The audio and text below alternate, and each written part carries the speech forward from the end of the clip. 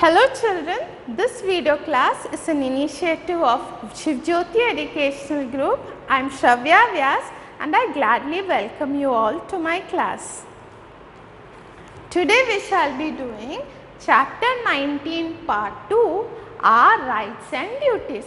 So before we start off with this chapter, I request you all to open your textbook page 126, 126. So this is actually the second part of this chapter. In the previous video, in the previous class, we had discussed part 1 and in that we had already covered our constitution. We discussed the concepts of democratic, socialist, secular and republic. And in today's part, that is the second part of this chapter, we shall be discussing the concepts of our fundamental rights, our duties and directive principles. Now let's proceed with this chapter. I am reminding you once more, please open your textbook page 126. Our fundamental rights. The Constitution of India gives all citizens certain fundamental rights. So, fundamental rights are given by the Constitution of India to all the citizens of India. So, what is fundamental rights? These are actually your basic rights. It's like your basic needs. Similarly, you have basic rights. Every Indian citizen has their basic rights. And some of the important rights are right to equality, right to freedom of speech, right to follow any religion, right to justice, right to live and travel anywhere in the country, right to choose our profession and right to free and compulsory education for all children up to the age of 14. So, these are some of the 7 rights that I have listed here. Now, let us discuss each one by one. Right to equality. What does this mean? It means that every citizen has equal rights. That is, whether you are a girl or a boy, whether you are rich or poor, it does not matter to which religion you belong to which caste you belong to or to which social status you belong to, each and every Indian citizen are to be treated equally. It is your right. It is your basic right or fundamental right to be treated equally. Right to freedom of speech. It means you can express your views or opinions without fear and freely. मतलब आप जो भी कहना चाहते हो, आप जो भी opinion रखते हो, आप freely बता सकते हो. Means you can express your opinion freely. You can express your views without any fear. Right to follow any religion. It means that you can follow any religion as per your choice, and let's say at a later stage in your life you want to change your religion. So, you also have the right to change your religion. So, this is the meaning of right to follow any religion. Right to justice. Right to justice means if you are subject to any sort of crime, you have the right to go for help to the court of law. It means if you have undergone any injustice or if you have any crime done against you, you can seek remedy in the court of law. You can approach the court to seek justice, to seek a remedy against the crime done to you. Now, right to live and travel anywhere in the country. Government has selected areas where they find that this area is suitable for public habitation. Matlab, it is safe to live here. So, in those areas, you have the right to live and you can also travel wherever you want. Right to choose a profession. Let's say you are very much interested in learning about human body. So, depending on your interest and depending on the marks you score in your exam, you have the right to choose what the particular field of qualification and specialization, that is you can choose what you want to do in life or the occupation you want to practice. This is the meaning of right to choose a profession. And right to free and compulsory education for all children up to the age of 14. Government has prescribed that from between the age of 16 to 14 years, means all children between 6 to 14 years, they must be entitled to free and compulsory education. For example, your parents are very good and responsible that they are sending you to school, they are even paying your fees, they are not making you work or indulge in child labor. But there are some parents or there are even children who have no parents. So what happens to these children is nobody sends them to school, they are forced to child labor. Child labor means children indulging in work for to earn money. So they are forced to indulge in child labor or engage in child labor. So to protect such children, government has compulsorily made education free for all children between 6 to 14 years. Okay? So the government, whoever, all these children who are admitted to government schools, for them education is also free and education has become compulsory now. That is, you cannot make these children work in the fields or in buildings or in tea stalls or in hotels. You are not allowed to make these children work there, because 6 to 14 years is the age to study. This is the age to study well and become something in life. So to make these fundamental rights easy for you to remember, I made a special code. So what is the code? It is PERJELS, that is PERJELS. What does P stand for?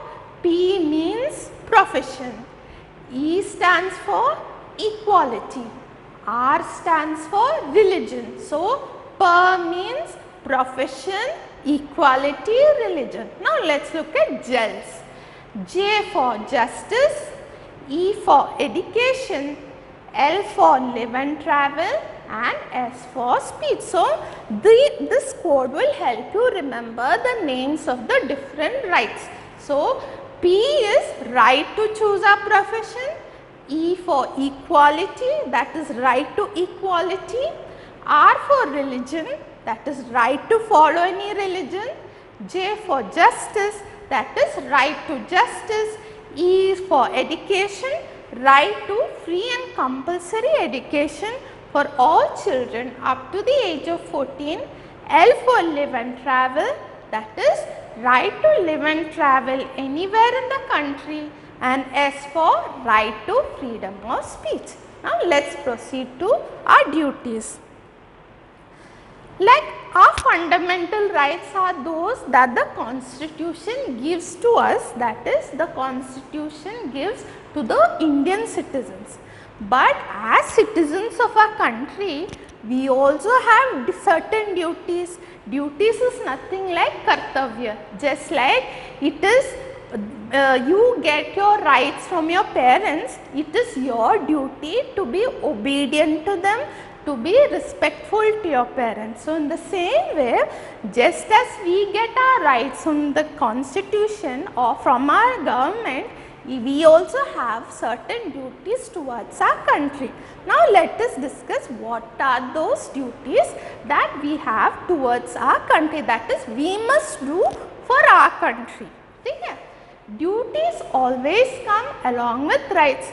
So जैसे हमको rights मिलता है, उसके साथ साथ duties भी करनी होती है.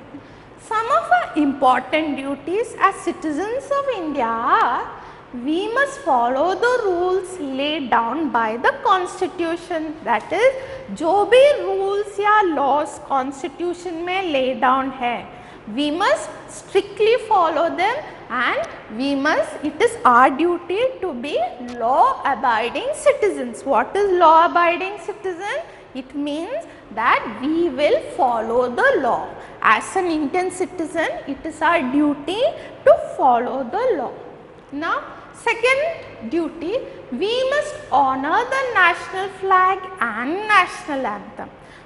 You know that we must always treat our national flag with respect. Let's say you see some flag, during Independence Day, lot of people take a flag around, but they don't keep it in a good place. They may just throw it, or it would be loitering somewhere here and there. So at that time, you must take care that you pick up those national flags, you treat it with respect, and you must never ever stamp the national flag.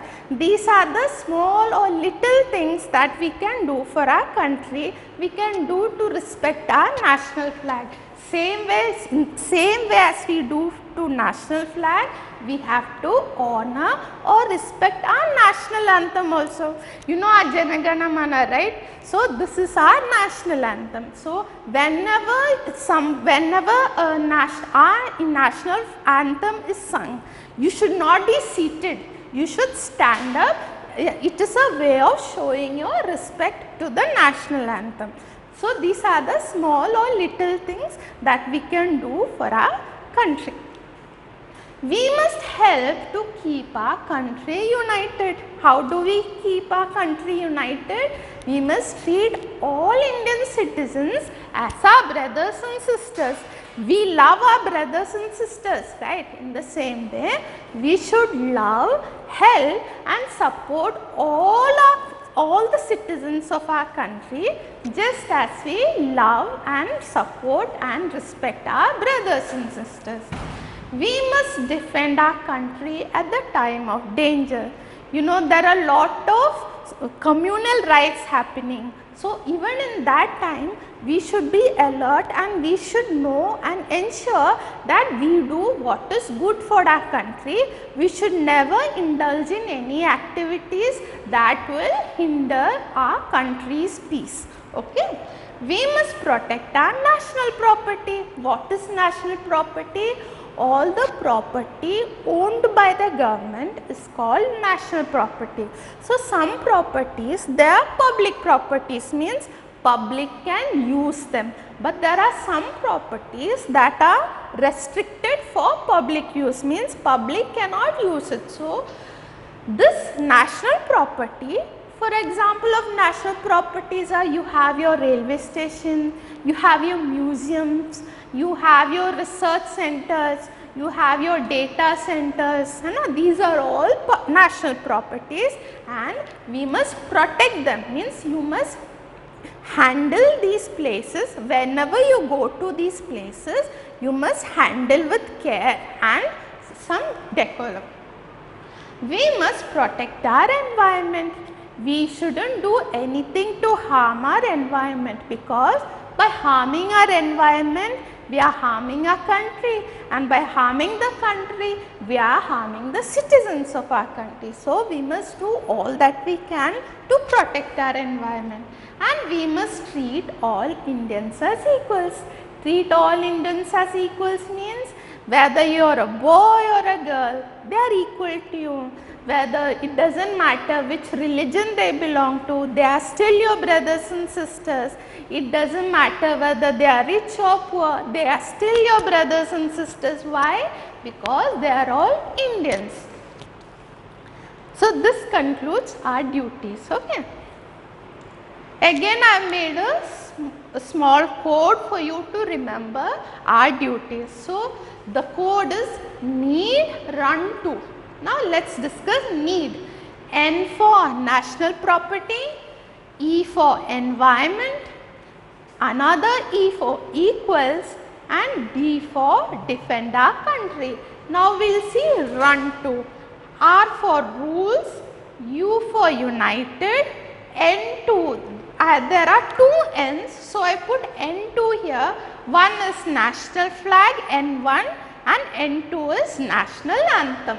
So need, run to, and you can just elaborate on this. So what is N? National property, that is we must protect our national property. E stands for environment, we must protect our environment. E stands for equals, we must treat all Indians as equals, and D stands for defend our country, that is we must defend our country at the time of danger. R stands for rules, we must follow the rules laid down by the constitution. U stands for united, we must help to keep our country united. And N2 stands for national flag and national anthem, that is we must honor the national flag and national anthem. So, in this code you will notice there are 2 E's and 2 N's, that 3 N's actually. 2 E's are E for environment and equals, 1 N is for national property, other 2 N's are for national flag and national anthem. So, I hope you are using this code, I hope you will be using this code to remember. Now, let us proceed to the next topic. Swachh Bharat Abhiyan. In 2014, the government of India launched the Swachh Bharat Abhiyan. Okay? So, just as we discussed some of our duties in the previous slide, we have duties to keep our country clean also, and this Swachh Bharat Abhiyan has been inspired by Mahatma Gandhi's principles. So, what are the aims of this campaign? To put an end to open defecation in India. So, defecation means to go to toilet in open spaces or in open places. So, the main aim is, and if you have noticed, this causes lot of hygienic problems in our country, and it is not a good thing to do such things in public. But even if you are a child, you must never do that. You must always use the public toilets that the government has provided everywhere. And if you actually, some of the other aims of the campaign is to ensure that the public spaces in cities and villages of India are kept clean. So, all the public places are to be kept clean, and this is also another aim of Swachh Bharat campaign. To lay water pipelines in all villages, to keep a place clean, you need water availability there. So, that is why government has ensured that each and every village gets enough water to maintain hygiene in their villages. So, this is another aim, it is to lay water pipelines in all villages and separate toilets for boys and girls in all schools. So, each and every school has a separate toilet for girls and a separate toilet for boys, just as we have in our school.